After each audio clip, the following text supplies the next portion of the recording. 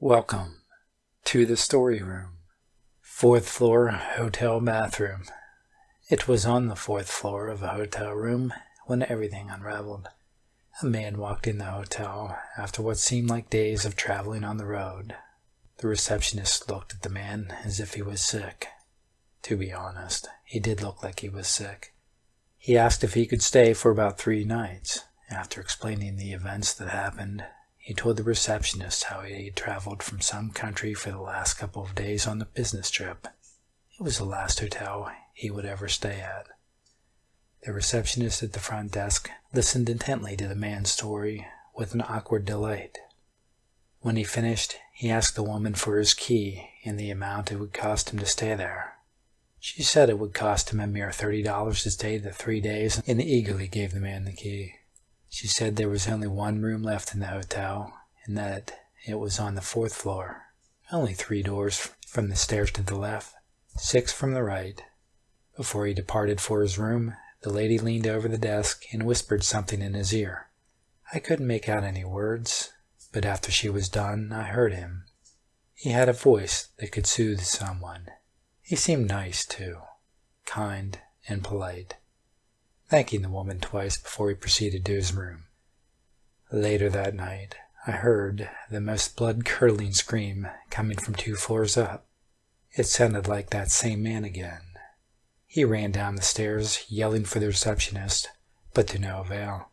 She had retired to sleep as well, and with no one there, I couldn't help but awaken out of bed and follow the man. I watched him run, nearly tumbling over himself, scrambling for the front door like a madman. I followed him outside into the cold and over to where he stood, horrifyingly frightened over the events that had happened.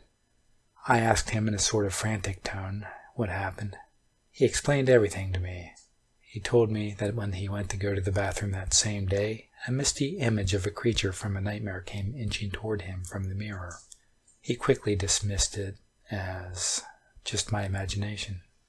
He told me that it wasn't until tonight he had truly got a good look at it. He told me it was smiling. Not just smiling, but almost as if the corners of the thing's mouth had encircled its entire head. And his teeth. How much he detailed the teeth. The man described the teeth as having a ghost-like appearance, but they were blood-stained, razor-sharp, and pointed. The man told me that the thing's teeth looked like they were almost decayed, and how some of them seemed to puncture through the creature's lips. Then he described its eyes. I froze when he told me its eyes were a red-purple color. They looked like empty voids into the nothing where someone could get trapped in. He asked if I had seen this thing. I told him I didn't see the creature of which he mentioned. The man then went on to describe its skin, how it was a deep green-gray, falling off to show bone, and head that had bald spots, and looked like it had been cut. The hair he described looked like it was cut from a razor, but cut so close in some places it seemed to rip itself from the head. The hair, he said, looked like it as well was decaying. The scream he told me it let out was eerily maniacal. He described the sound as a scream of a witch and a zombie with a tinge of suicidal rampancy. He told me that it just stood there at his door, glaring at him, then pointed a broken finger at him, a finger whose flesh seemed like it was melted away.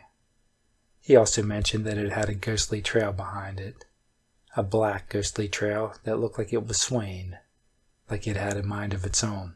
He told me that the trail slowly crawled towards him, and that the thing was suddenly in his face the moment he blinked his eyes. He asked again how I could not have seen such a nightmare.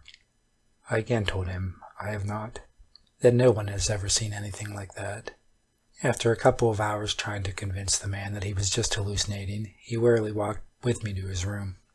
The next morning, I went to his room to see if he was all right, and found that it looked like it was kicked in.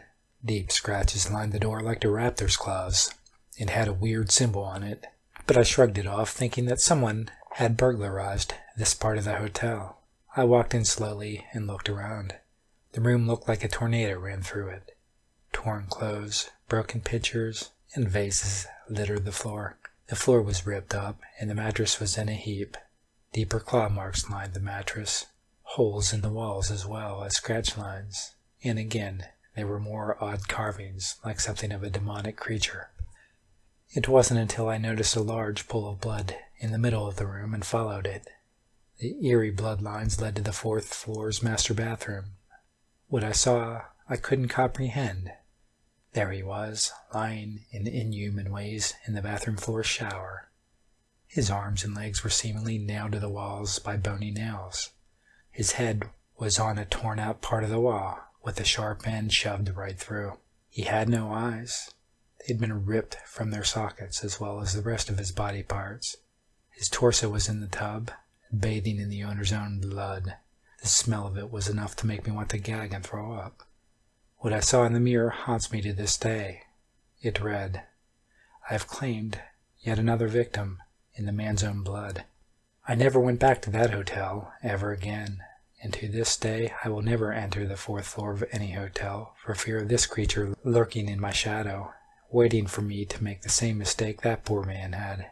And I tell you who are listening to this never to venture past the third floor of any hotel, especially the bathroom.